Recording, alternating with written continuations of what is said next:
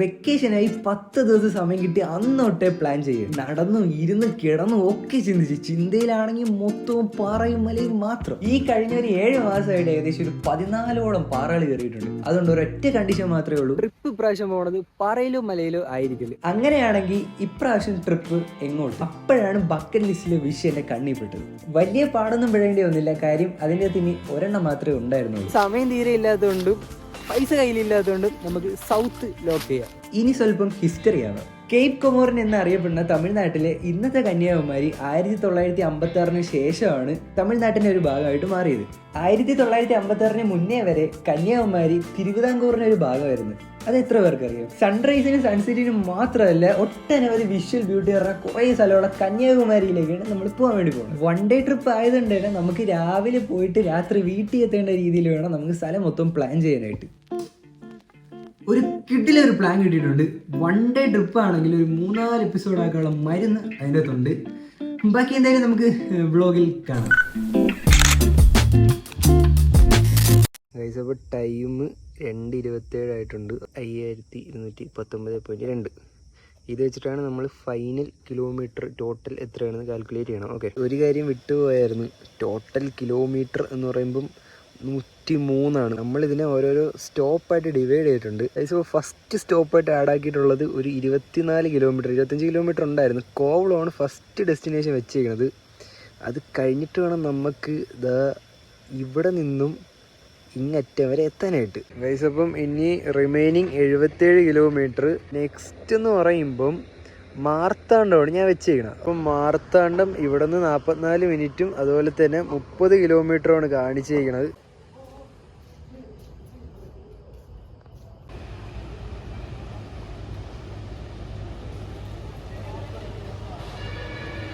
Guys, നമ്മൾ second last ആയിട്ടുള്ള stop വില്ലുകൂരിയാണ് വെച്ചിരുന്നത്. നമ്മൾ വില്ലുകൂരിയൊക്കെ കഴിഞ്ഞ് ഇപ്പോൾ ഇവിടെ എത്തി നിൽക്കുകയാണ്. ഓക്കെ, ഇനി ഒരു 25 കിലോമീറ്റർ, ടോട്ടൽ ഒരു 39 മിനിറ്റും ആണ് കാണിച്ചിരിക്കുന്നത്.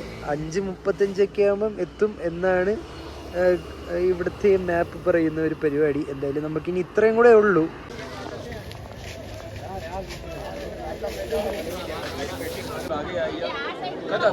कोनो बाधा नहीं होता है देखने में, वैसे नहीं दिख रहा, देखिए तो सबूत है।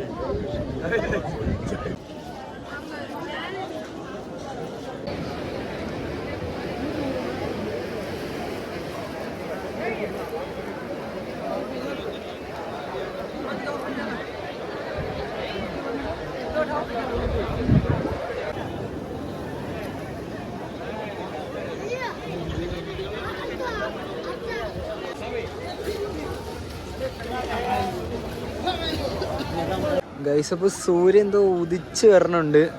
അപ്പോൾ നമ്മൾ തപ്പി ഇറങ്ങിയത് പാറതോ അതാണ്. അതുപോലെ തന്നെ തിരുവള്ളൂർ എന്ന് പറഞ്ഞ സ്റ്റാച്ചു ആണ് തോന്നുന്നു നമ്മൾ കണ്ടുകൊണ്ടിരിക്കുന്നത്.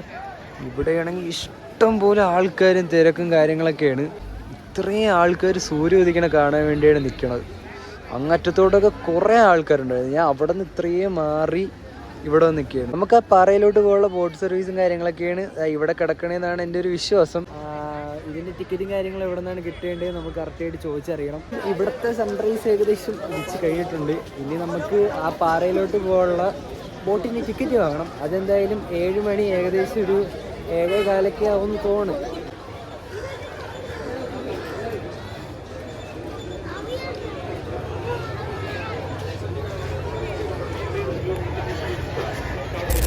കഴിച്ചുകൊണ്ടിരിക്കുന്ന സ്ഥലത്തിന്റെ വ്യൂ ഇതാണ്. ഈ സ്ഥലം ഏത് സ്ഥലമാണെന്ന് പോലും എനിക്ക് വലിയ പിടുത്തമൊന്നുമില്ല. തമിഴ്നാട്ടിൽ കന്യാകുമാരിയുടെ അടുത്തായിട്ട് ഒരു സ്ഥലത്താണ് ഞാൻ ഇപ്പം നിന്ന് ഫുഡ് കഴിച്ചുകൊണ്ടിരിക്കുന്നത്. ഇങ്ങനെയുള്ള കുറച്ച് പരിപാടിയൊക്കെ ആകുമ്പോഴാണ് ഈ സോളോ ട്രിപ്പും അതുപോലെ തന്നെ ഇതുപോലത്തുള്ള ചെറിയ ട്രിപ്പും കാര്യങ്ങളൊക്കെ കറക്റ്റായിട്ട് വൈബാവണം. സൺലൈറ്റ് ഓക്കെ, കറക്റ്റ് സമയത്ത് ഇറങ്ങി കറക്റ്റ് സമയത്ത് എത്തി.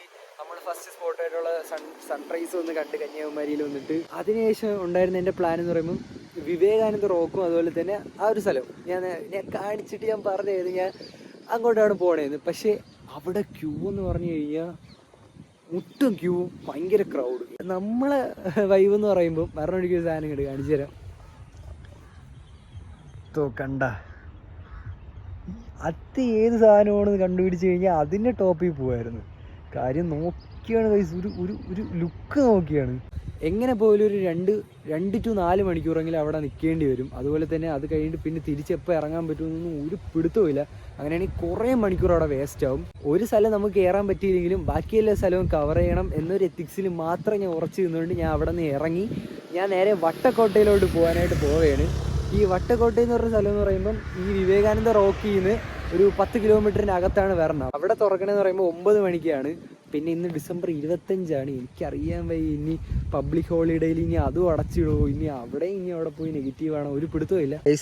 വട്ടക്കോട്ട ഇനി ഇവിടെ നിന്ന് വെറും 2.6 കിലോമീറ്ററാണ് എന്ന് പറയുമ്പോൾ 5 മിനിറ്റ് മതി അവിടെ എത്താനായിട്ട്.